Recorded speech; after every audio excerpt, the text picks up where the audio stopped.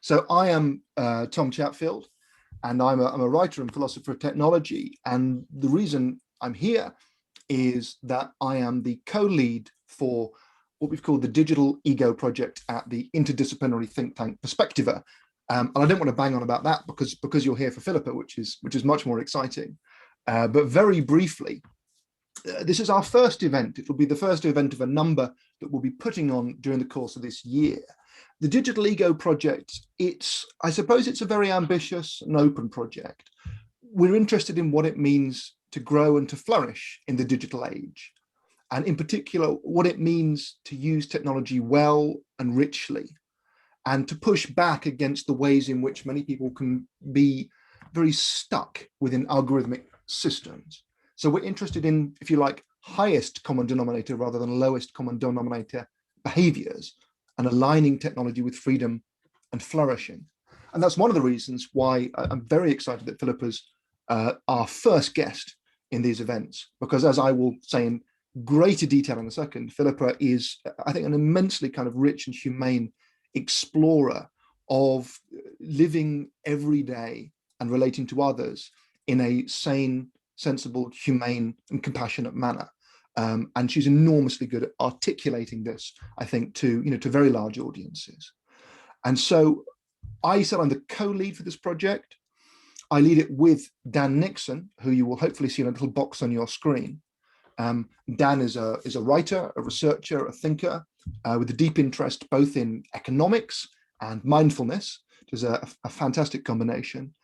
Dan was going to play quite a prominent role in this broadcast, but he has been suffering from a terrible bout of hay fever, for which he's immensely apologetic.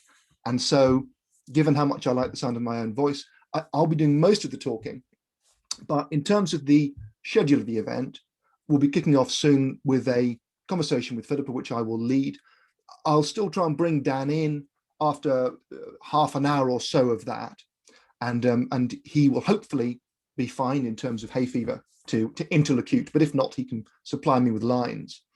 And then this is a 90-minute event, roughly.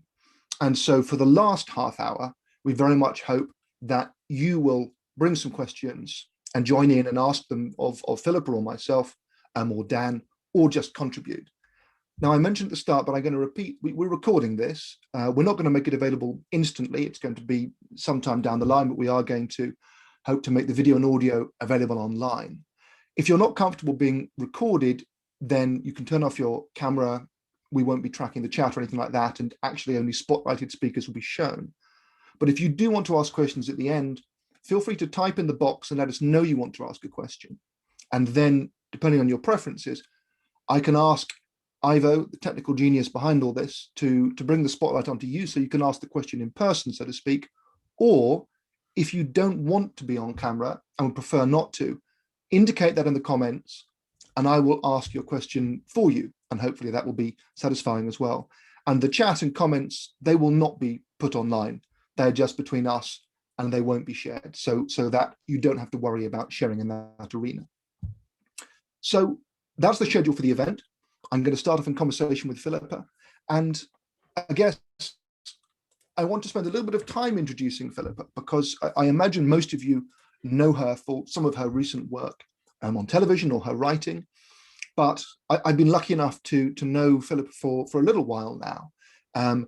And I suppose it's interesting to me, she started, in terms of her career, volunteering with the Samaritans, and after that trained as a psychotherapist and worked for many years in the mental health field before writing her first book, which was a graphic novel, Couch Fiction, which I would urge you to seek out if you don't know it. It's an incredibly kind of lively and frank account of the psychotherapeutic process. And then her second book, written some while after that, was called How to Stay Sane. And again, it's a small, elegant, immensely practical guide to just being sane. I think it's a lovely framing, how to be sane in an everyday sense. And that was published by Pam Macmillan in association with the School of Life, for a series I was also lucky enough to contribute towards. And then since then, she continues her psychotherapeutic work with Talk for Health. She's an agony aunt for Red Magazine, a regular contributor to The Guardian and others. And more recently, her broadcasting career has flourished, presenting documentaries, including The Truth About Children Who Lie, being bipolar and how to be a surrealist. That's for variously Radio 4, Channel 4 and BBC 4. Her recent book, The Book You Wish Your Parents Had Read, has been a huge best-selling book. And I have two kids. I have now a 7-year-old and a 5-year-old. They used to be smaller. It's an incredible book. It's immensely practical and compassionate. I'm going to start talking about that because it's been quite an influential book on me. And on television more recently, she's been co-presenting with her husband, Grayson's Art Club, and Celebrity Bake Off as well, which we might talk about if we have time. So for the event, our title is Building Our Relationships Anew Online.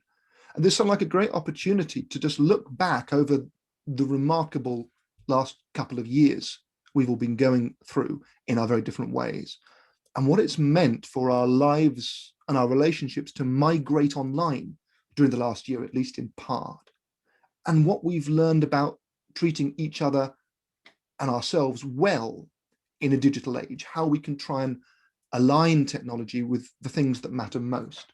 So I'm now going to finally start talking to Philippa. And I wanted to begin, Philippa, with a lovely line of yours where you've said all behavior is communication.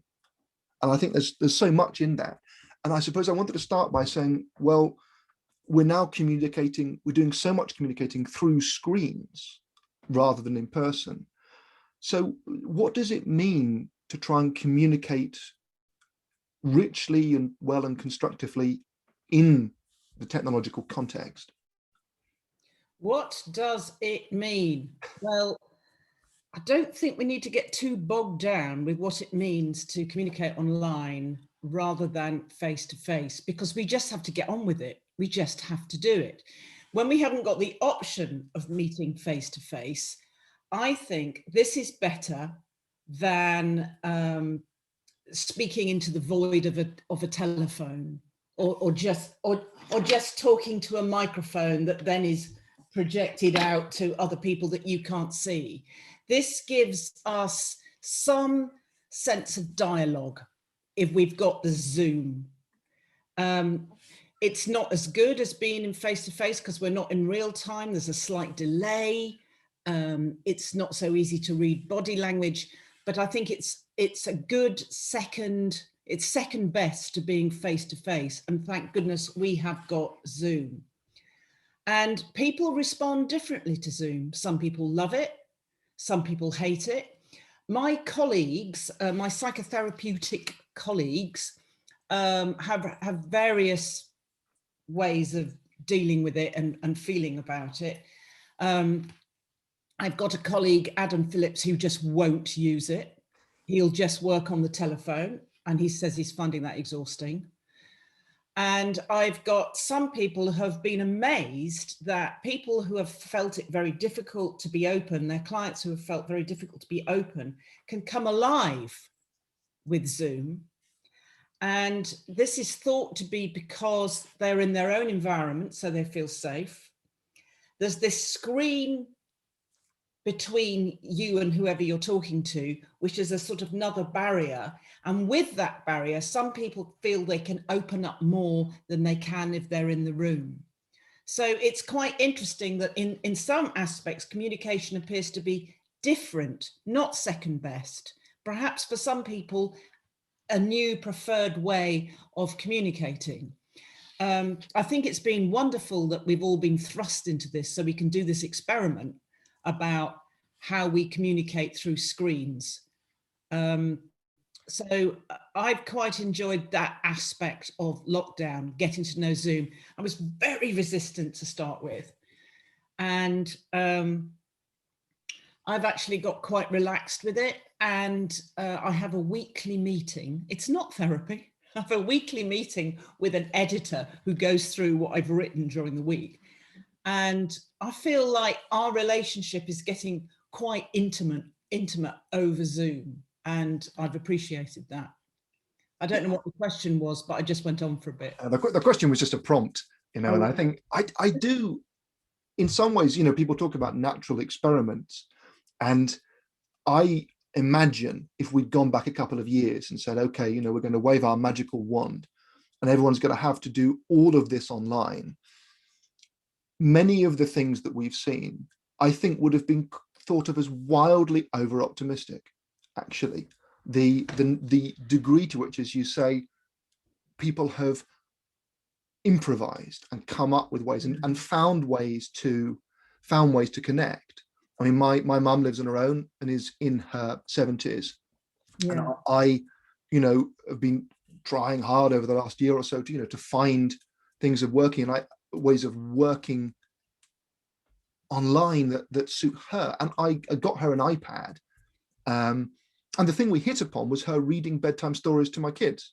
Yeah. Because they would not sit still. They would not sit still for anything. And she was terribly intimidated by the screen. And then, you know, we set it up so that she could read them bedtime stories.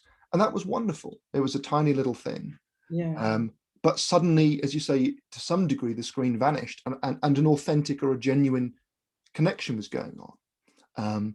And I don't know what the screen can do in the lovely example you gave us there is that it can give us being with.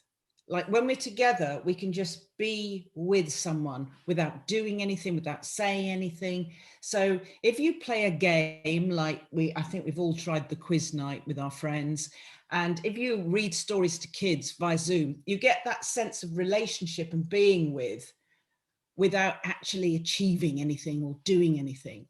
And being with is such an important part of how we relate to each other and how we keep ourselves company. You know, without, it's nothing sort of big. It's not like opening up and sharing your heart. It's just comfortably being with. And I think we have learned to do that on Zoom to some extent. Yeah, I think I'd be interested in our audience's reflections, and I would say if you have questions, or thoughts, do put them in the chat box, and we can kind of return to those later. And I guess in some ways it strikes me that this being with, which is just really good for us, which really kind of speaks to something we need. In many ways, when people are complaining about, you know, Zoom fatigue and how, you know, the things that are really burdensome, that's often because of this intense demand for kind of productivity that goes with sort of work and professional and performative modes. And then everything is to a particular purpose. You don't just get to sort of hang out with your colleagues and then, you know, then the way the technology is in your space but can become this terrible imposition rather than, as you say, this wonderfully kind of facilitative form of co-presence. And when you do things like you may be on a board of a charity or help run an institution in a non-executive manner. So normally you would go to like 4 meetings a year, and a huge part of those meetings was hanging out with other people, you know, exchanging ideas that if you sort of like, this is our agenda and we're going to stick to it sort of meeting doesn't sort of happen. And I think a lot of those meetings haven't been run as well as they might be, because there's no kind of chat time. There's no informal, let's just hang out time. It's all kind of like, well, you know, we've got 20 executives here, so it's the business of the day. And my husband has developed a way of dealing with it, which is, he says, if he can go through a whole meeting without saying anything, he's achieved something. And what he does, he just waits for someone to say what he would have said. Then he thinks, right, that's it. I don't need to say anything. But he's not finding that particularly satisfying. It's like what used to be an enjoyable afternoon out, as it were, sort of half social, half sort of working, is now tedious because the social aspect has been taken out of it. So I think, you know, when we run our meetings with especially if it's with more than 2 people, with a lot of people, I think you need to almost put in time for chit chat, because that is why a lot of people are there, as you know, as well as to get things done, I think. Yeah, and I think it's really interesting to me because this echoes something I feel crops up almost everywhere I'm talking about and researching, you know, technology and people, which is that efficiency is so often destructive of quality. You know, you're kind of pursuing a particular kind of goal, you're trying to maximize it at high speed. But by doing that, the technology often ends up eliminating a lot of the spaces in which people kind of improvise and bond and derive satisfaction. So to pick a more perhaps weighty example than my mother reading bedtime stories, my wife and some of my family are GPs and healthcare workers, and a sister-in-law in particular is very, very vulnerable health-wise, so she continued work as a GP but did it entirely remotely. And on the one hand, you'd think this is great, and it is. It's wonders of technology. You can sit at home with a laptop, an NHS laptop, offering consultations in GP hours to people who urgently need to be seen. But the interesting thing, I think, was she absolutely hated it, and she found it incredibly hard. And when we kind of explored that, and with other people I know, she said all the good stuff that made it worthwhile had sort of been taken away or hollowed out. All of the moments that made it bearable, and you felt like you were doing good, and you had those moments of connection. You did checkups with newborn children. Yeah. You had a moment with someone. You got a bit of feedback. It was as if someone had just taken all the bad and the acute and the stressful stuff and served it up to you continuously. And I think, I find that very interesting, because on paper, the situation was kind of marvelous and indeed privileged, continued to do a good job from home in complete safety. Yeah, but she wasn't getting the chat with the receptionist. She's not getting the, I've just come to tell you I've done really well, thanks very much. Or, those sort of lighter moments that punctuate the day and alleviate all the depth of it. It's just like doing acute emergency only, and that kind of leads to burnout, doesn't it? It really does, yeah. And I suppose, in a kind of slightly facile phrase, in some ways, the small things are the big things. They are. And I think the small things are the big things. And I think we're just not used to checking in with ourselves to notice that. But that's so true. So I was going to leap to, a really great observation I think you made during the course of an interview, when you were talking about coping with technology and COVID and so on. And to paraphrase you, I think I remember you saying, it's very easy, I've had this feeling, when someone asks how you are, and effectively you say a version of mustn't complain, because you're very aware, it depends on who you are, that some people have got the most earth-shattering reasons for complaining. Yeah. The terrible experiences that are out there. And so I want to always say, me certainly, a lucky person, I say I can't complain. I feel very, very privileged to be safe, to be healthy, to have my family near, to be able to work from home. But I think you suggested that in some ways we don't necessarily do ourselves or others a service by saying, well, I can't complain because so many people are suffering so much. This is true. I mean, when I was in private practice, I'd get clients coming to me and saying, well, I'm not suicidal, I'm not very depressed, I'm just a bit depressed. So maybe this space should be given to someone who's very, very depressed. And I used to liken that to saying, just because the chap down the road has broken both legs, it doesn't mean to say because you've only broken one leg, it doesn't need setting.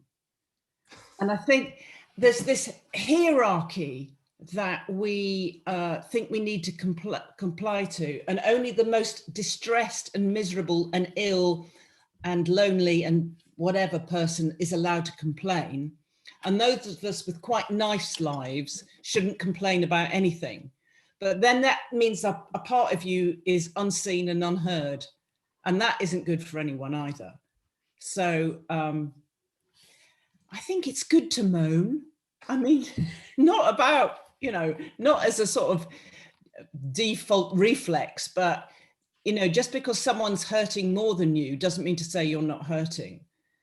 And I think in a situation when you're in a Zoom meeting with a team of colleagues and you're having a go round, if somebody's lost their father to COVID or something, you feel you can't say, well, I'm really worried about my sister because she's been coughing for 2 weeks now. You feel you can't say that. But I think it's important that we don't have a hierarchy of ills and only the most distressed is allowed to use the space. I think we need to share it equally, really. Yeah, and it's, I mean, that sounds, to be sane and healthy is to have a space and a way of expressing these things without kind of claiming that they somehow trump other people's woes.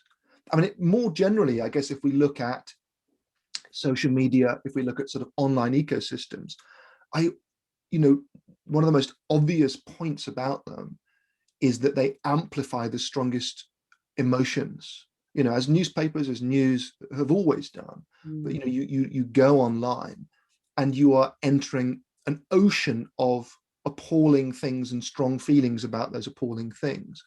And I feel there's quite a sort of troubling kind of contemporary negotiation, especially when we're doom scrolling. One of the great words of last year, I have my feelings and my life and my worries, but then on my screen, it doesn't make you feel any better, does it? No, it doesn't. But you think, well, how can I possibly, how it's not the only thing it would be legitimate for me to do in some senses would be say, yes, this is awful. This is, this is really bad. This is really good. Don't talk about myself. And I wonder about that. There's a lot of, so people talk a lot now, I think, about, if you like, performative wokeness and righteousness and so on. And somewhere in that, I guess there seems to me to be this idea that the only legitimate thing you can do is kind of attach yourself to a cause or a story or a claim that it's legitimate to express in this arena of kind of constant bigness. Are you suggesting in the constant bigness culture that if we ally ourselves to a worthy cause, that's the only way we can express our mini misery is by attaching to someone's bigger misery? I sometimes wonder, and of course the causes are worthy. They are not, the causes are worthy, the problems are real. To talk about them is important, but its sheer importance, I feel, just can create problems for our own, how we handle ourselves and our relationships, as to what it means to sort of inhabit these two contexts on the same screen. I think we are shaped by online culture because we spend, young people especially, spend a lot of time online, especially at the moment when they can't meet in real life. So they're spending time online. And when we join any group or any culture, the following things happen. First of all, we form. So we find our group, our followers or whatever they are that we talk to and who talk to us. So that's forming.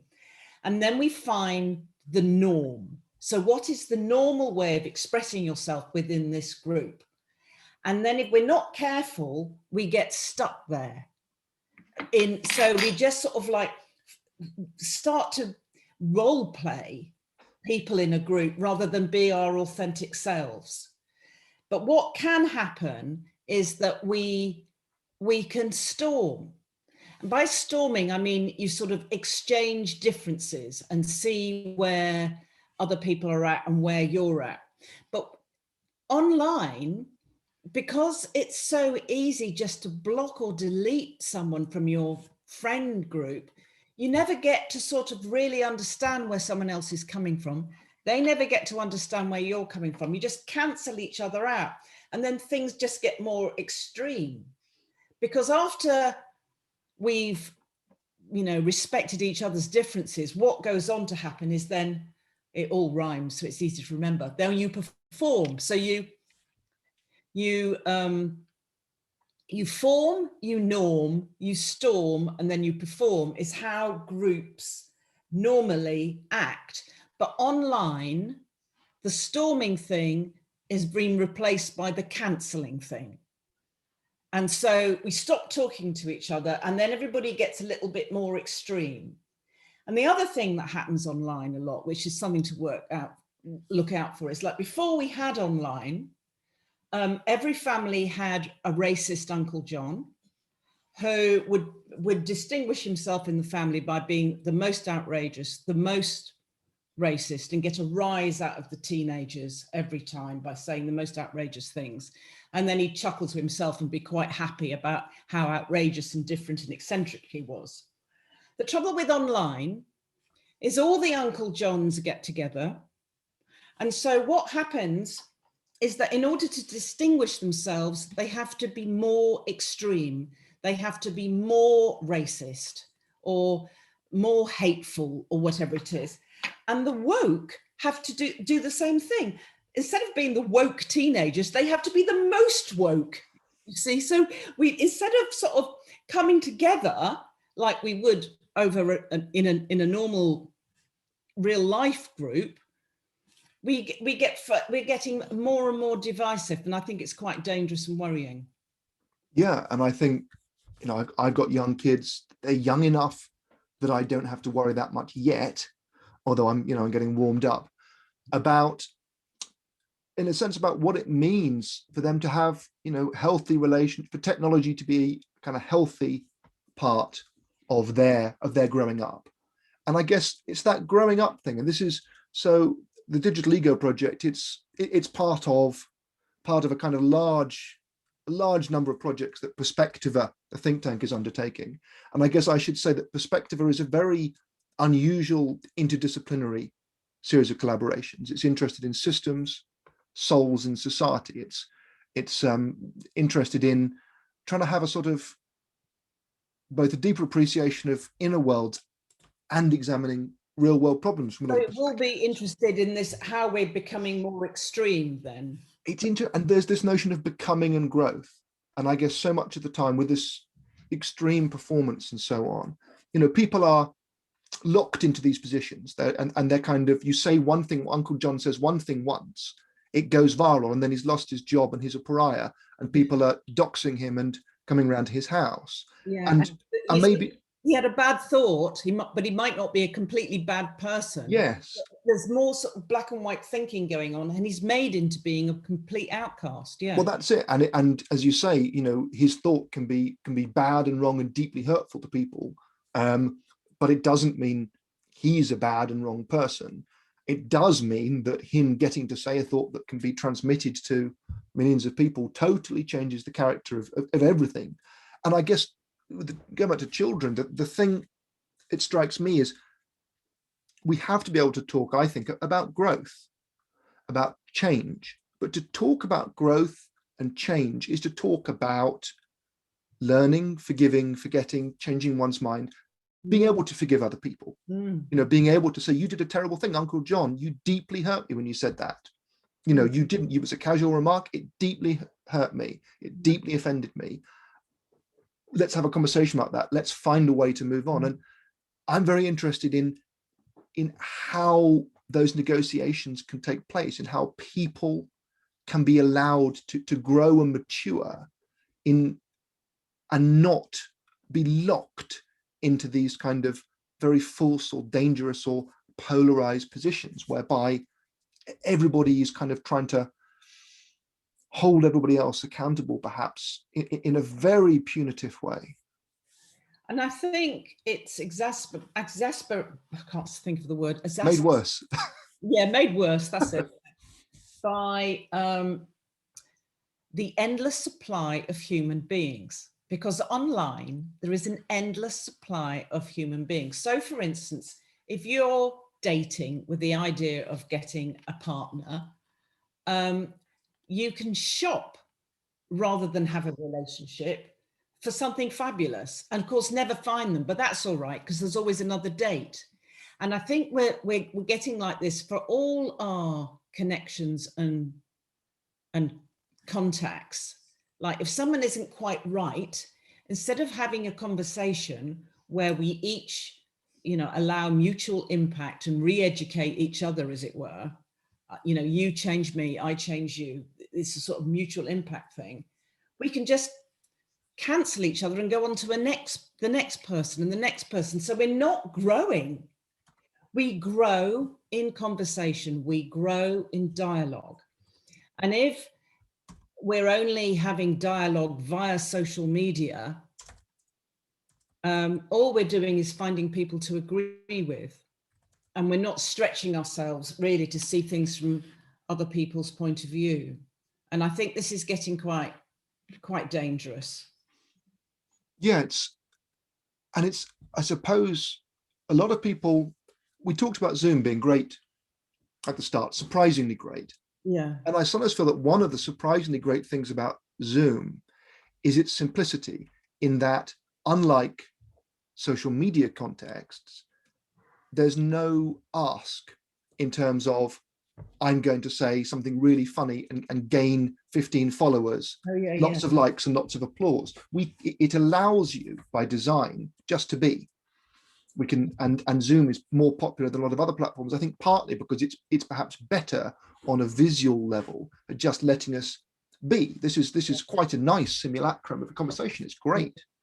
And the kind of structural design of a lot of systems, and indeed the, the business models, are very much, okay, we're going to make money out of this stuff. We're going to tap into the marketplace of humans, the marketplace, not so much of ideas as of outrage. And it seems like a recipe for discontent.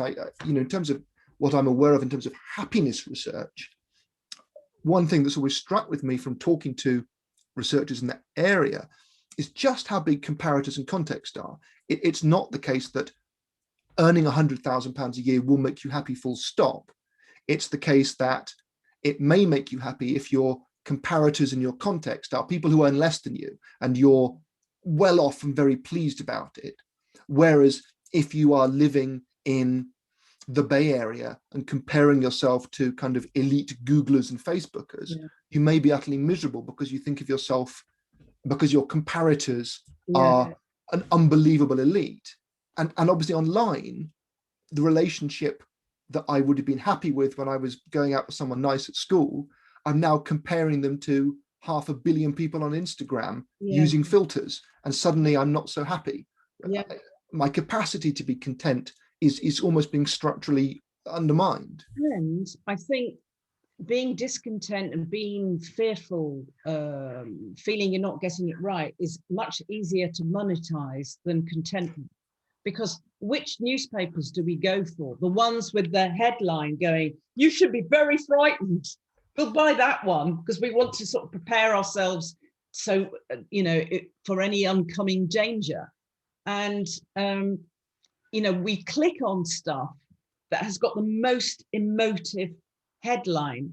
And the most emotive headline is the one that can, make us feel the most fearful. And so it's not making us happy, really, to just follow where they lead on trying to, make us more fearful. Yes, it's amazing, isn't it? I think when you say it, it's so obvious. Uncertainty doesn't play well online. If I was preparing 2 tweets about coronavirus, and one of them was shocking study shows much worse than we thought, it's terrible, and my other one was evidence is gradually emerging that certain interventions may be effective. But of course, the second one is the one that's going to be accurate. The second one is a much better reflection of the way the world is. And in some ways, it would be a much more useful thing for people to read. If by useful, you mean kind of sane, anchoring in the real world, not just driving them to go bonkers. And if you look at a day's headlines, nobody says, there's not the word like quite annoyed. It's not Boris Johnson is quite annoyed with Cummings or something. It'd be like total rage. So we're not annoyed anymore. We've just got rage. We're not mildly concerned. We're scared to death. Everything's gone to these extremes. Just to click.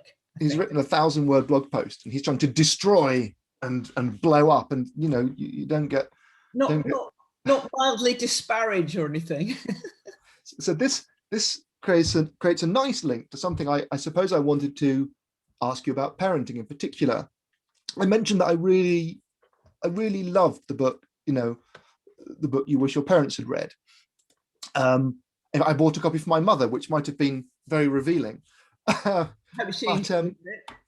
one of the things I really value about it, I guess, is, as I read it, the importance of allowing ourselves as parents to be fallible and vulnerable and honest, and to say to our children, you know, look, I got it wrong, I'm sorry, or I don't know, I don't have the answer.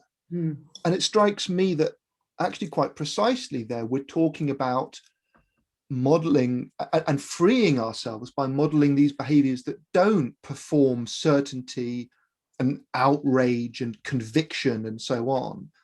And that there is an amazing power to talking to your children, but perhaps to other people in that way and being vulnerable. Yeah. I think we give ourselves the chance for true dialogue rather than performative role playing when we allow ourselves to be more vulnerable, when we allow ourselves to go, I got that wrong, or let's think of ways we can get around that, rather than I know the answer. And I think when we aren't all-knowing gods, it makes our children grow up a bit as well, because it gives them a chance, because then they can identify with not knowing things. If we have to know everything, our children will get the idea that they must know everything, and then they can't be vulnerable and say, I don't know that. So you just get a worsening situation, really. Absolutely. No, and I think, you know, when I'm sort of in digital teaching mode and I'm going to schools or doing Zooms with schools and things like that, I try, and if I'm giving people kind of tips, suggest that one of the most powerful things you can introduce into an online conversation, or, you know, a Wikipedia edit or whatever, is just a statement along the lines of, I don't know, I'm not sure, what do you think? Yeah. And just to sort of put that out there and celebrate it.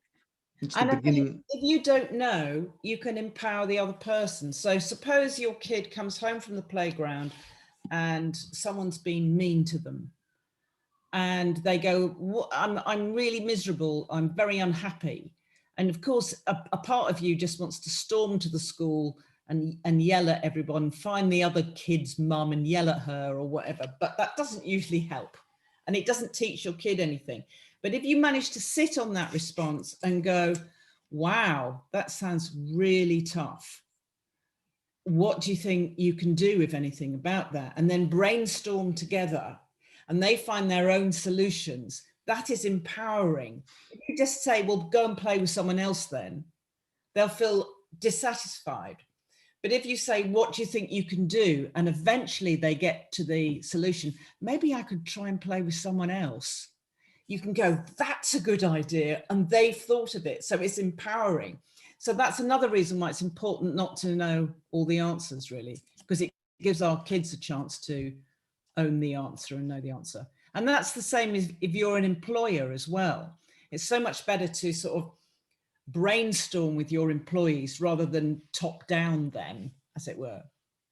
Yeah, absolutely. And I think, interestingly, again, when you're talking about that, I mean, it resonates for me with day-to-day parenting and my many failures, but also, you know, phones, pockets, technology, and so on. I think it's very easy to get into the mindset that, you know, there is, if you like, an impartial authority. There's a Google, there's Wikipedia, you know, whatever. The answers are there. I love those. I'm on those the whole time. Well, they're amazing. And you type it in and you get an answer.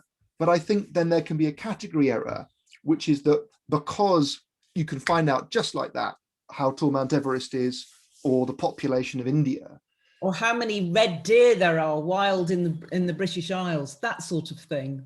I want to know that now. I want. Oh, do you? Loads. Well, in Scotland, it's 400,000, or is it? My goodness me. I can't remember. Well, quick, someone can Google it in the chat and tell us. But because you get in the habit of doing that, I suppose it makes me feel that you can then get out of the habit of realizing there are other questions which it's more important to ask than to answer, and to sort of spend time with. You know, what do you think? What's your experience of that? What do you sort of mean? There's these two modes of questioning, and it's very easy to think, well, 10 tips to be happy. Bang, bang, bang. There's Google. Yeah. There's an article by Philippa. I've got my answers done, sorted. What's so interesting about this pandemic is that it's made us sort of aware of ourselves, because we've got a sudden big change. So maybe we used to see our friends 3 times a week, and now we can't see them at all. And how do we feel about that? And then now we're seeing them again. How do we feel about that? And I was at supper, freezing to death in someone's garden the other day, and it was just 2 couples, very old friends. We see each other a lot, but in lockdown, we'd just gone for walks in pairs, and we hadn't been in that 4 again. And we were all talking at once because we're quite excited. And my friend said, I can't stand it. There's 2 conversations going on at once and I can't follow either of them. And I just thought that was wonderful, because he was saying what he needed in the moment. And we're out of the habit of doing that. And I think this pandemic, because of sort of shocks like that, I mean, maybe he always hated conversations going on at once, but it always happened to him. So he never stopped it before. But here he was, knowing what he wanted and asking for it.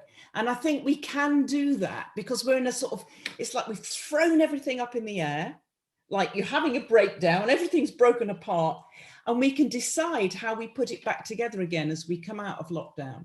So I think the pandemic has given us that opportunity. I'm not saying it's all been opportunity, it's been pretty grim at times, but there are some silver linings, like, oh, I found this doesn't work for me. How can I get it to work for me? I can ask, like my friend did in that situation. Yeah, and I think it's probably got harder to say, you know, as an employer or an institution or whatever, this is the way things have to work, full stop. We can't do alternatives. Yeah. Actually, and that's, you know, if we'd been pitching a movie about a pandemic 2 or 3 years ago, and we'd said, and here's the kind of plot twist, the vast majority of people around the world, social fabric, quietly make enormous sacrifices and bear enormous burdens. Social order doesn't break down anywhere, even though it's awful. People would say, you know, well, A, no one will watch that movie, but B, you're being incredibly naive about human nature.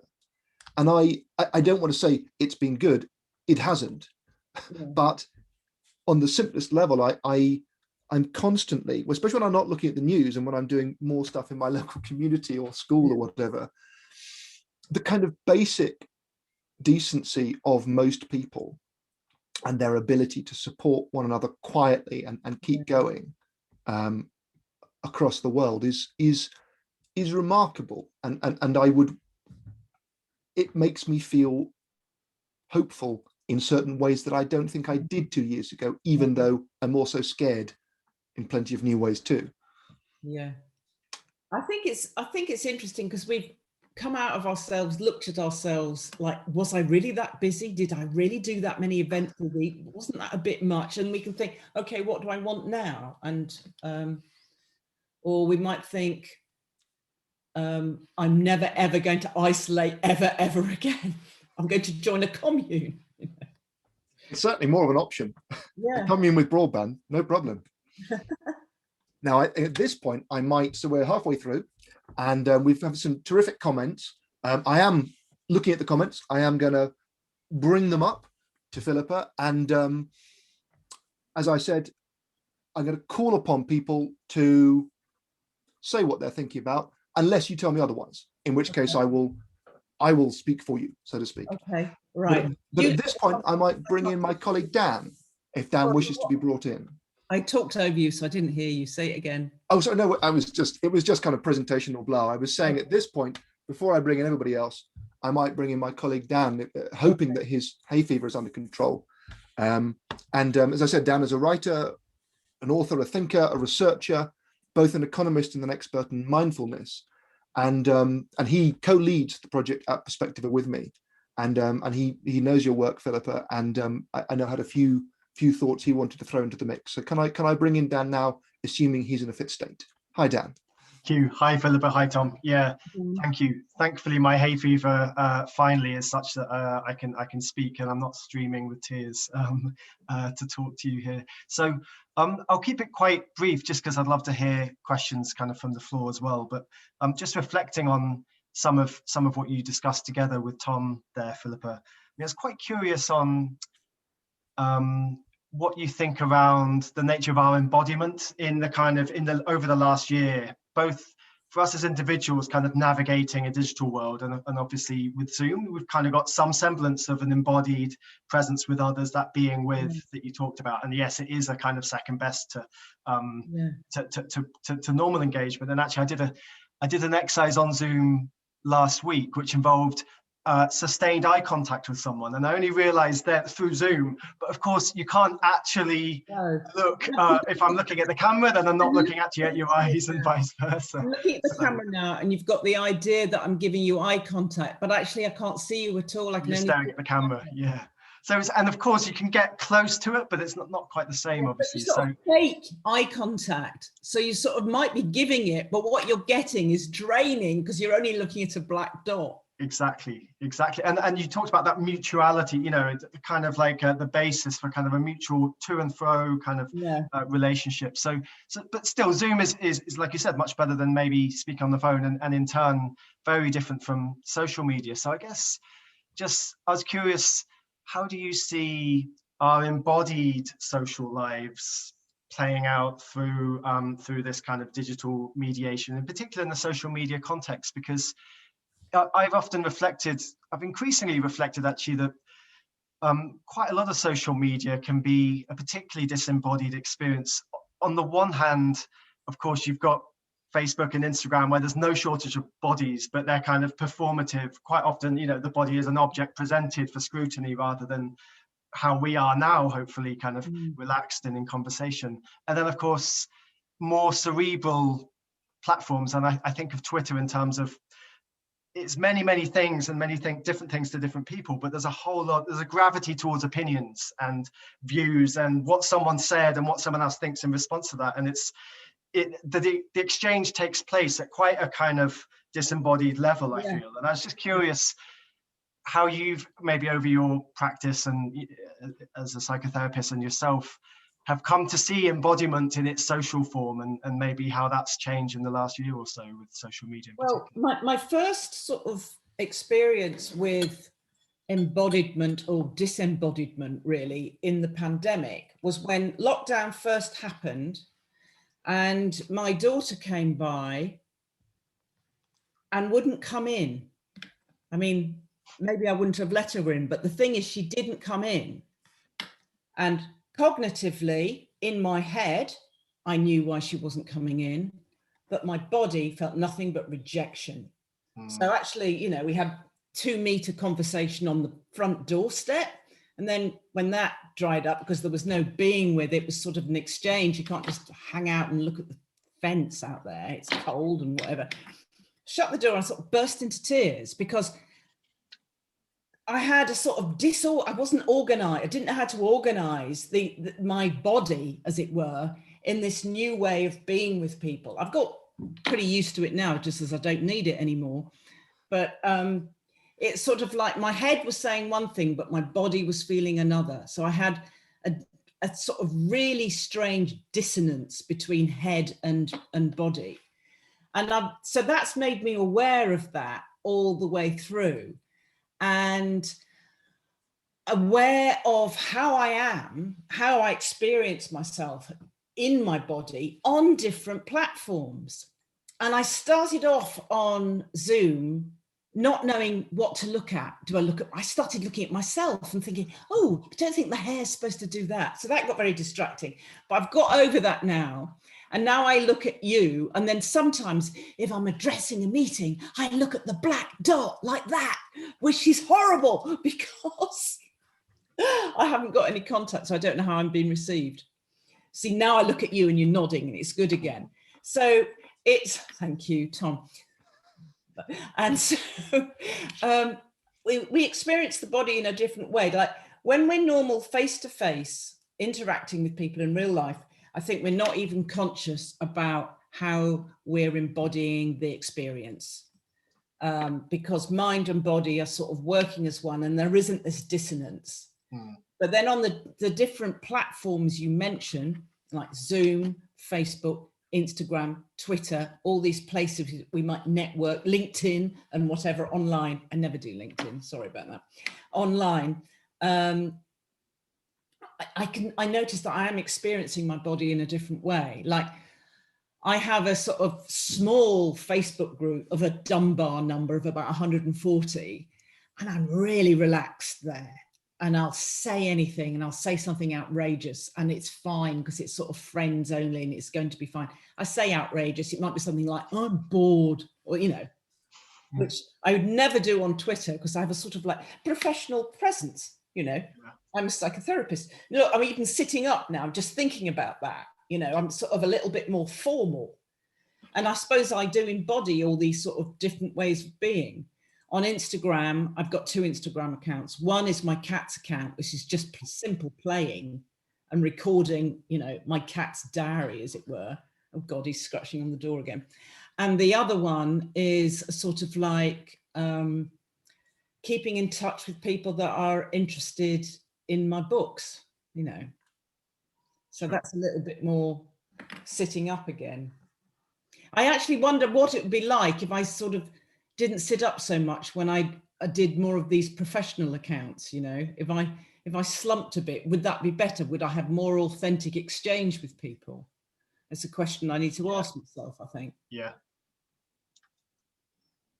And just very quick, I mean, just in terms of how we are so polarized, and you were talking with Tom earlier about kind of, you know, the Uncle Johns get kind of overrepresented and kind of buoyed, and what you're presented with, it can all be very antagonistic in a lot of these forums. And, you know, does that mind-body dissonance play into that? Because it strikes me that, you know, when you're engaging with someone in an embodied sense and disagreeing with them, but there's so many signals maybe around vulnerability and nuance, and kind of, actually, although I'm putting forward this view, you can maybe see that I'm not quite sure myself, or that yes, I am riled up, but maybe you feel more sympathy that I am riled up, even if you completely disagree with it. And that seems lost in kind of, I think, broadcast of opinions and when deep downs and so on. Opinions, how the other person is actually feeling, we're just projecting probably our worst self onto them, and then reply to that. So we're maybe having a conversation with our worst selves and not with the other person. I liken it really to sort of like road rage, because when somebody cuts you up in the car, say, and they're in their metal box and then you're in your metal box and you can't actually get each other, you can go, oh, bad person, you know. But when you're in the post office queue and somebody stumbles in front of you and go, oh, sorry, I didn't realize, oh, you know, we're all terribly nice to each other when we're face to face. And there's something about that. And I feel like we're on the Twitter, it gets a bit more road ragey, because we're in ourselves. We're not face to face with someone. See, actually, they're quite a harmless person that's just having a bad day, rather than someone out to murder us or cancel us. Yeah, exactly. Tom, do you want to open I'm up? happy to come back. I'm happy to swoop back in again. I was trying to. I've seen the chat numbers keep coming up and down. I was going to say we've got.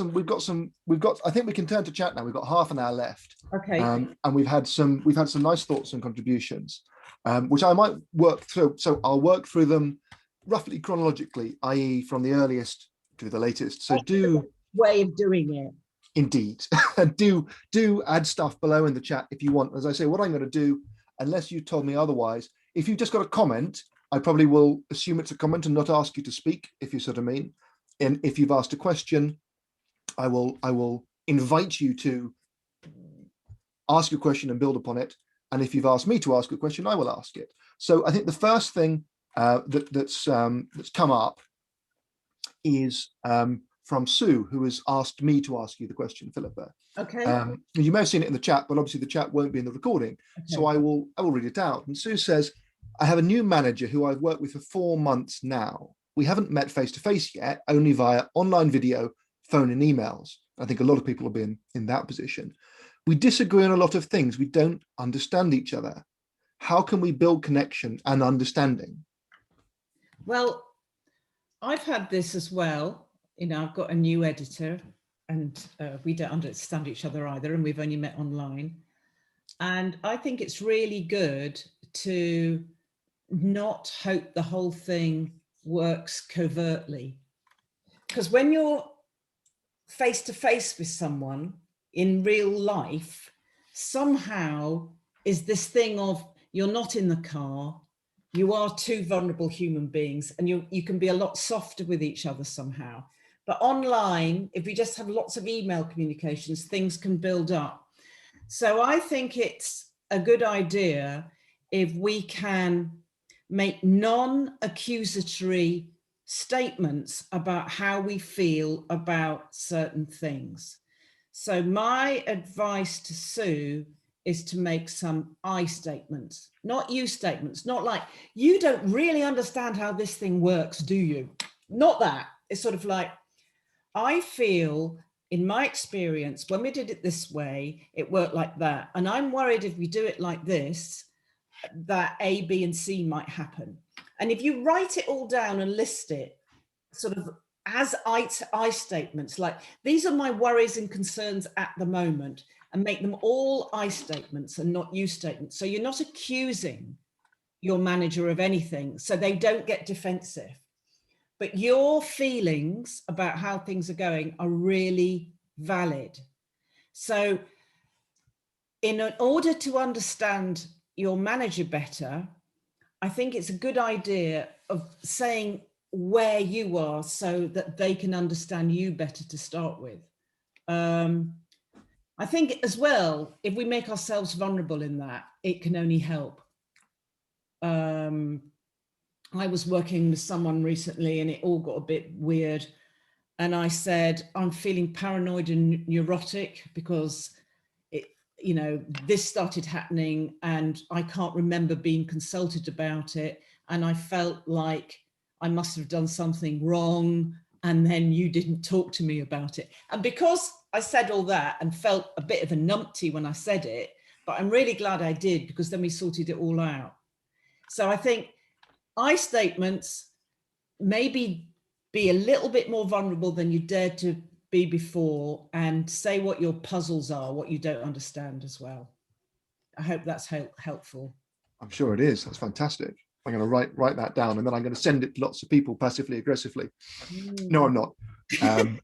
So in terms of asking questions, so Ivo on the tech front has made it nice and simple for us. So all you will need to do, I will invite you to ask your question. You just will need to unmute yourself, and then you should be able to pop up and be heard. So the next person working through things is Claire, who had a question for Philippa. So Claire, if you unmute yourself and start talking, I think Ivo should be able to bring you on screen into the conversation. Thank you. Thanks, Tom. Thanks, Philippa.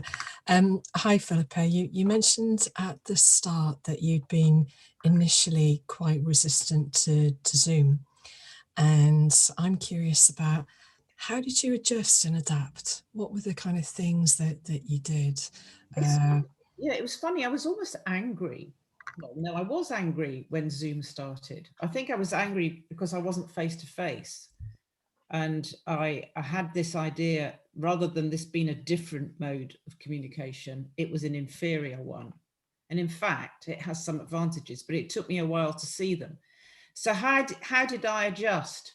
Dragging and screaming and being dragged, I think. So I didn't behave particularly well.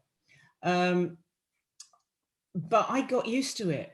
So I adjusted by having to do it, getting used to it, and then finding that I liked it. And I would have done it a bit quicker had I been a bit more open to change and less rigid to start with.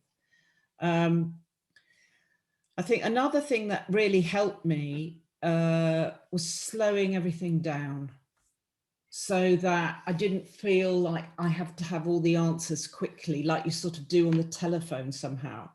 And one thing Zoom allowed me to do that face-to-face also allows you to do is sort of have thinking time, and someone can see that you're thinking, rather than have to know everything straight away.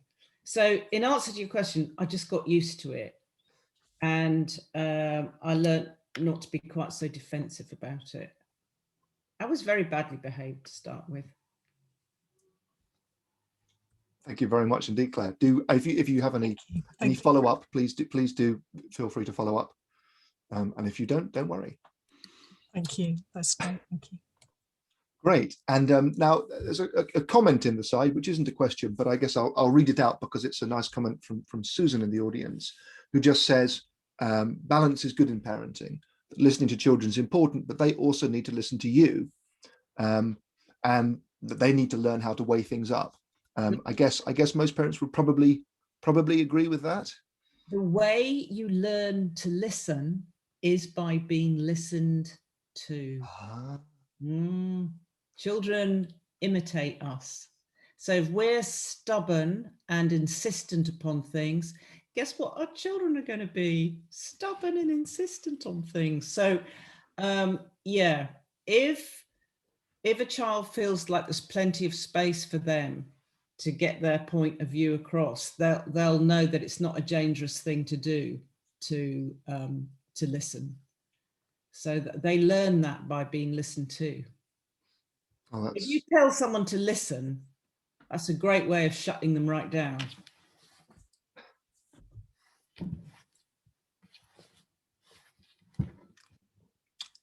It's a dangerously good bit of advice, that.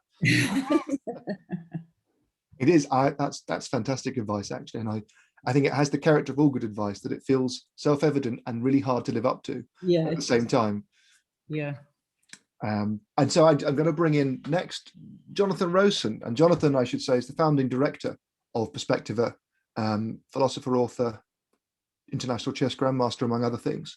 I don't know. I'm looking at Jonathan's question and I don't understand it, so he's going to have to help me out. Like I say, hopefully Jonathan will be able to resolve the immensely sophisticated thoughts into a moderately sophisticated question. But Jonathan, can I bring you in? Sure. Thank you, Tom, and hello, Philippa. Nice to meet you, and thanks for joining us. So my question really gets at the sense of what people are suffering from and where it comes from, and what you do when you sense that where it comes from might be outside of their control. Okay. But if I could just elaborate slightly. What's the question? Sorry? Give us the question. So the question then is, does anyone come to you with symptoms that look like they're a function of the technological and economic system as a whole, and therefore something out with their ability to address? For example, smartphone addiction, status anxiety, sort of identity diffusion, maybe, this kind of thing. And political polarization would be another part of that. So these kind of symptoms of a psyche that may be fractured or suffering in some way, but whereby the sources of them are not so much personal behavior, but forms of powerful algorithmic enforcement and advertising and social and cultural pressure that's not really within the person's gift to fully resist, even if they can partly resist it. And I wonder how you handle that when you're trying to help people to help themselves. I think what happens is it's about raising awareness. So if somebody wants to consult with me, one of the things I want to do is take out, just think of it like tidying a drawer. Let's take everything out of the drawer. So take out everything you've ever been told, overtly or covertly, and only put back what you need, a bit like decluttering. And when we do that, we can discover where things come from. Most things come from your earliest environment, like before you were 5 years old. And for some people, they've grown up with iPads and being online because, you know, they're only 25 years old or 21 years old or something. So they've never not been online or never not been aware of the online world. And it is part of the culture, and it will have an impact on you, as indeed will capitalism and the ideas that come from that. And also people have grown up with advertising, and advertising works by making you either fearful or envious. And unless you're aware about how it works on you, you're totally at the mercy of it. I mean, it works really well on me, and I'm super aware of all these things. So if you're not aware of it, you can't even get distance from it. And that's another thing I like people to do, is sort of like rise above themselves and observe themselves having their feelings, having their thoughts, and then they can have thoughts and feelings about that rather than being immersed in it. In short form, if somebody says, I'm confused, I play with the language a little bit and I go, I notice I'm confused, or I feel I'm confused. And then what happens then is that we develop an observer part that can look at the part that feels confused. And when we do that, we can draw out the threads and see where things come from. And then we can see what we want to put back in the drawer and what should stay in the waste paper basket or be in the pending tray or whatever. But yes, I mean, when we are some things you just can't pick apart because they're so complex and they're so, part of, like, Dan was talking about the embodiment of technological things, and we do embody them. And I think people's brains are being formed in relation to their iPads. If they're given an iPad age 3, I mean, my daughter, who didn't come to any sort of computer and only a great big standalone thing on a desk until she was about 4 or 5, went for a walk with her in the park, and she pointed to a swan and she said, "Click on that swan."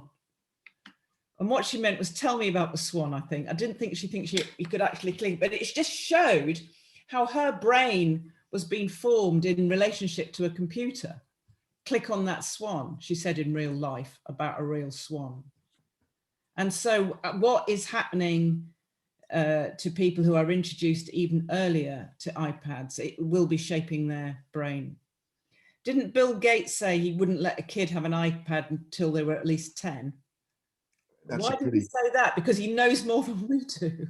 It's a pretty common thing in tech circles. I find it, I go to the West Coast or whatever, and all the people who are in the mountains and hiking and going on meditation retreats are kind of, titans of tech. And I'm not a titan of tech, but I'm very, very selective in the technology that the kids get to use. Yeah. And I want, the challenge for me, which I don't have any marvelous answer to, is to teach them selectivity. And I think, to Jonathan's point, of course, the way in which people's options are sort of societally constrained is it can be very troubling. There can be a lot of Hobson's choices out there. You look at people who try not to use an Amazon or a Google service, and then they realize that Amazon Web Services run half of the web, and that Google and Facebook between them serve up 90% of the adverts on the web and so on. And you realize that your choices, once you look beneath the hood, some of them aren't choices in the way that you might have wished, to say the least. Yeah.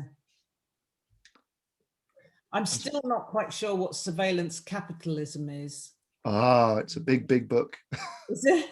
I mean, just briefly on that, it's a book by Shoshana Zuboff, and she takes a lot of time to distill the definition. Like the inside cover is a definition of the term, but the whole book is like the long form. But it's broadly about a stage of development of the kind of organism that is capitalism that changes over history, and that this is a new mutation, a new form of it, in which basically our experience, our human experience, is the new frontier. It's the raw material that's being extracted got you. algorithmically through forms of data capture, which is then creating an economy based on our attention. And so the relationship between the external world and the inner world is all the more invasive and important to understand for that. Which is partly why we're creating the Digital Ego Project, because we feel we have to find that language that connects the interiority with the exterior structures. It happens so intuitively, it happens so by stealth that we don't notice it happening to us. We don't notice what we've been fed and how well we are manipulated. Yeah, I think, and it's interesting as to whether being native makes you more or less aware. And I would like to think that actually to grow up amid, kind of screen-based culture is potentially to develop new kinds of literacy. It's not to be a dupe, Question by Yes. Stephanie Stiegler on this very thing. Can you take? So can we? Yes. Without further ado, can we please bring in Stephanie to bring her question? And thank you, Jonathan, for yours. I can't find her. Where is she? I think Ivo is. Shall I read it out, or you read it out, Tom? I can read it out, and then maybe we can bring her on screen if we can locate her. But the question is, how can we tell our adolescent children that online connection is not what we know as quote unquote real life connection? They've been protected by a screen. So how can we help them, presumably post-pandemic, learn to socialize again? Well, this is interesting, isn't it? What she's really saying, I think, is how can we tell our adolescent children that we have a different experience of life than they do? And their experience of life is more tied to the computer, and our experience of life is more tied to real life. And we don't know what it's like to be more tied to the computer and think that online connection is as real as so-called real life connection. So what I think needs to happen here is I think we need to listen to our adolescent children and learn from them what their online life is like, get them to educate us about that. And then, and only then, when we have allowed them to impact us with that information, might they be curious about ours, if they indeed are. Because their job as adolescents and teenagers is to leave their family of origin and find a new tribe, because they know biologically that they will outlive us. So they can't stay in our family forever. So they have to find a new tribe with maybe a different language, and maybe the different language is this online connection that we don't know about. I think it really helps if we understand the teenage brain and how they develop, and how teenagers have to separate from us in adolescence and in teenage years. And when they feel secure in their new identity, which hasn't got so much to do with their family of origin, then they're nice to us again. And I think having more of an online life than we do is a way of differentiating from us. And I think we need to be as good at learning about that as we do about preaching about our own. So how can I get my kid to think exactly like me? I'm sorry, you can't, but you can learn about their world. Thank you, Philippa. This is Stephanie. Thank you for your answer. Hi. I just had some connection problems. Yes. Thank you. Okay, great. Thank you for the question. That's a great question. Yeah. And I'm just going to briefly read out one again from Sue, who asked me to, who just said, Philippa, I hear you're writing another book for adult problems. I'm really looking forward to it. When is it likely to be out? Please. I've been writing it for 2 years, and I still don't think it's good enough. And if it's not good enough, it's never going out. I've got a very high quality control. So I don't know when it's going to be out. I might give the advance back, because I'm at that stage of writing where I think it's all rubbish, but Goodness. I'm not the best judge of that, I know. So sorry, no news on that at the moment. Oh, But dear. thank you for the question, it's very flattering. Sorry to hear it. We'll have writing, it's horrible. I love it. Yes, but then the whole people thing is not so much my thing, people. We have a couple of questions and reflections from Kevin. I don't know if I can bring him on. If you unmute yourself, Kevin, hopefully you will be brought to the screen. Hi, can you hear me? Yes. Yes, we can. Yes. Great. Yeah. I can't remember exactly what I said now, but I think I can. So I think, Jane McGonigal, she's a games designer, and she made this app called Super Better. So I'm someone who tends to think that online stuff's a load of nonsense, but and games are a load of nonsense. But in my research, I've had to learn, like you said, Philippa, I've realized I need to learn what it's like for young people and really understand it, because it's real, you know. And Yeah. one of the things she says is, if we can have a social fabric existing around the online context, that's a really good way to defend against it. And the other thing she says is that if we say it's unreal, like if we say like, oh, it's not real, is it? I mean, it's not real. Get back to real life. For the young person, it kind of pushes them away. It feels real, Yeah. and yet, and you're saying, well, that's not real. It's like, okay, well, there's not conversation space there. But if you come with it, I think what I've had to learn is I have to appreciate that it is real, you know, and try and talk about, like, so what did you learn about that you could apply in this real situation to make those links between the online context and the real life. And if we do that, then it becomes something we can sit at the child's side and like learn with them, from them. They love teaching us. They love teaching us because that puts them in the authority seat and that gives them confidence. It's very good for them to teach us things, and it's quite good for us as well. I had an experience recently. A friend of mine said, I'm absolutely horrified because I gave my kid £5 a week to spend on whatever they wanted, and she thought she was good with this. And the kid bought an online outfit, not to wear in real life, to wear in the game. So they spent the £5 on a shield and a sword and a helmet. So that isn't a real thing. Got nothing for £5. But, oh, he has actually. He has, and it doesn't clutter the wardrobe, so don't panic about it. And she said, what do I do? I said, suck it up. You said you could spend it on whatever he liked, you know. So I'm not quite sure what... It is quite shocking when we hit, you spent £5 on a different coloured tile that the people that don't pay for things can't have, and that's made you special. So I'm just smiling away at this one because I wrote a book about games way back in the day, and they're real. I mean, what makes a book or a movie real, or a story, or a piece of music?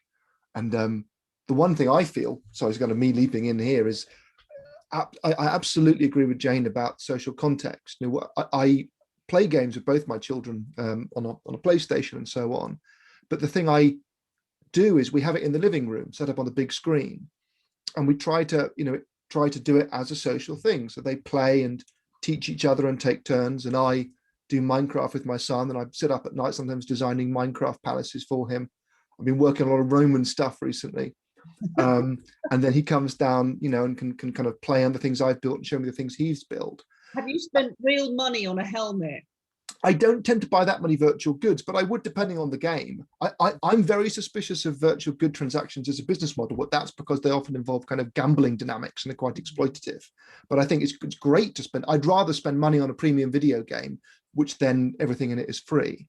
Oh yeah, me too. Yeah, probably. But they're very. It's, for me, the private screens worry me much more, because the social context is 4 people in a room, each doing their own thing. And that can be fine, that can be sort of peaceable, but there's quite a lot of energy in the room when you're all sort of around showing and sharing and debating and talking. And that, on an intuitive level, that feels quite kind of healthy and exciting to me, and quite a good intro to these things. I'll change my tune in a few years, I imagine. It's lovely when you can learn from your children and sort of do it sociably together and be taken on a journey by them. It's nice to see the world afresh through their eyes, even if it is mostly an online world. We've got another question from Susan Ackroyd. That's right, we do. Susan. No, she wants you to read it. Oh. Please ask me as I'm feeling raw. You read it. Of course. Okay. So the question is, how do we avoid inadvertently bullying sensitive people on Zoom and avoid inadvertently feeling bullied? And she talks about having a Zoom experience with siblings who are older adults. And it can be hard to show vulnerability, but from what you say, Philippa, it sounds important. Oh, please ask me as I'm feeling raw. I hadn't got to the bottom of it, you see. Okay. Well, how would we do that in real life? I think we just have to say what our needs are and say how we feel. And I'll reiterate again, we don't make use statements like "you are bullying me," but we can say things like "ouch, that hurt." And like my friend did at supper the other night, like I said earlier, you can ask for what you need. So you can say, "This is all going too fast for me. Can we slow down? I'm feeling ungrounded." We can show our vulnerability like that. And the other thing we can do is we can always say, "I need some time to think about this. I will get back to you." Because when, lots of people are coming at you at once and they're demanding an answer or something, it can be overwhelming and you're not in a space to give it. So rather than feel forced to do anything you don't want to do, you can ask for more time. You can also leave meeting if it's too much. You can go, "I'm going now," and leave. This isn't that different from real life, which is, it's really important to know what it is you feel and work out from that what it is you want, and then ask for it.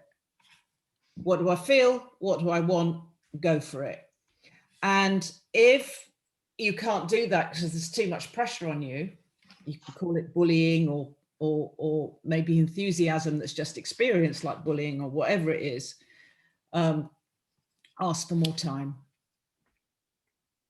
Thank you, Philippa. That's great. And it feels like a theme to me that in many ways, some of the healthy things we do in what we call real life can actually be, we need to find ways of kind of living them on screen because it's real too. Yeah. And we have time for one last question. And we have one from Ben, it says here. So can I bring you in, Ben, if you're happy to unmute yourself, or I can ask it if you prefer. No, I'm happy to. Thanks, Tom, and thanks for the wonderful chat as well. It's been sort of great and interesting. So thank you. Yeah, my question really to everyone really is that, yeah, I think there's been some great things with technology over the last 12 months, and there's been lots of positives and negatives. I think for me, just with all technologies, that there are trade-offs. And I think that we all experience these trade-offs very differently.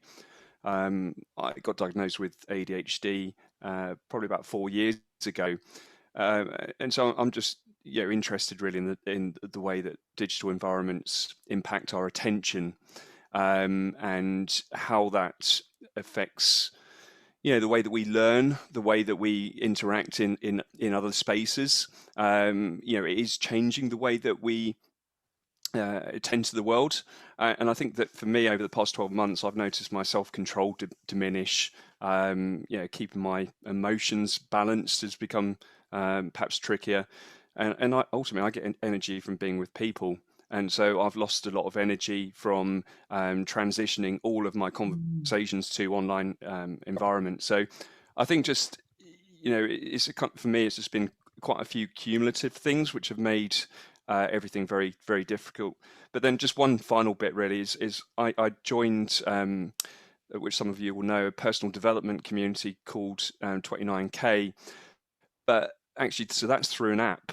And actually, I got that straight after this, and I find that actually that energizes me. But actually, it's because of the nature of the conversations which we have, and it's very intentional. So yeah, maybe, but it's a question really is I guess it's what we do with it, and also how much time we spend online, and actually how can we find ways of striking that balance when all of us have different needs, I think is probably the question. All of us having different needs is the thing. One size does not fit all. And I think we can keep asking ourselves those 3 questions I said to the previous person. What am I feeling right now? What do I want? And going for it. Because we might be feeling terribly energized, but find all our attention is split out in lots of different directions at once, and we don't know what to concentrate on, and we lose our focus and we lose our balance. And when I feel a bit like that, it's usually time to get off my computer or my smartphone altogether, because it's overstimulating me. And of course I love being stimulated, but if I'm going from Twitter to Facebook to Instagram to look for more contact and finding I'm not getting any, I have to go, oops, well, there might not be any people around, but I can go for a walk in the rain and see what that feels like. So I think we find our own way of self-regulation around it. And it's important, I think, to take responsibility for how we do self-regulate around technology, because it can become very overstimulating and make us go a bit split and all over the place. It's probably not great for ADHD going from one app to another, going, ah! Tell us a bit more about your experience of that. Yeah, it's a bit much. And to be honest, I've probably, I've built a house as well in the middle of a pandemic, and I'm trying to start a business in the middle of a pandemic. So, trying to keep my attention in one piece is quite tricky. Yeah. And I guess just, everybody's got different apps. And what I've really struggled with is I quite like being spontaneous as well. And I fact, what I've noticed is just that, everything's basically a square box on a screen, whether it's your calendar, whether it's your friends, whether it's your work, whether it's just anything. And I just need that separation, but I also need that spontaneity as well. And it will come back. It will come back, but it's quite difficult to do. Everything's very organized driven at the moment, and just quite a few things I'm struggling with, but it's training. But if you were to go to your pub's quiz night or something, and you're thinking about work or building your house, you then find someone to talk about that, and that is grounding. But if you have to organize it, it sort of takes all the fun out of it. But if you're just with people because you're working with them, or you're meeting them at the pub, or you meet them at a book launch or something, I really miss the spontaneous sharing of ideas. Because I'd go to a book launch, I'd bump into Tom, and we'd have a brilliant conversation, and we hadn't organized it, and it would just happen spontaneously. And I'd go away feeling fed from it. I think that is missing from our online lives. But on the other hand, I think I've learned that I can get masses from my online life that I never knew I could before this pandemic. For instance, meeting up with people from all around the country or all around the world on a Zoom, I get more from that than going to a conference for a weekend. And it only takes half an hour, so swings and roundabouts, but I don't think it can replace, and I hope it doesn't, those spontaneous meetings with people. I miss strangers. I miss bumping into strangers, and I'm looking forward to doing that again soon. Yeah, I agree. Yeah, thank you, Philippa. That's very kind of you, and thanks for sharing that article as well, Dan. Fantastic, and thank you very much for sharing your question, Ben. And we're out of time. That was a great note on which to end. And really, I just want to thank all of you for coming along, for joining us here. There's, I think, an amazing intimacy to online events like this, and in many ways, things are possible that would be much more difficult in person. I'm extremely grateful to Philippa, who is very busy, for giving up her time, and I'm really pleased that this was the first of our Digital Ego events. We will be running about one a month, maybe slightly less, depending on quality and people and timings, but please look online at the Digital Ego Project website on Perspectiva's main website, and you should find forthcoming details of the next event. And do go out and buy Philippa's books and watch the TV shows. If you know any parents, or if you have any parents, or if you are any parents, the book you wish your parents had read is an astonishingly good book. Thank you very much, Tom. Thank you. And thank you too much to Dan, who I say co-leads the project with me, to Jonathan, who founded Perspectiva, to Ivo for providing tech support, and to all those who asked questions and participated. Yeah, thank you very much for coming. I'm always amazed when someone turns up, so thank you very much. And I can go now, can't I? You've done well. Thank you so much, Philippa. Great pleasure. Everybody. Thank you, Take care, everybody.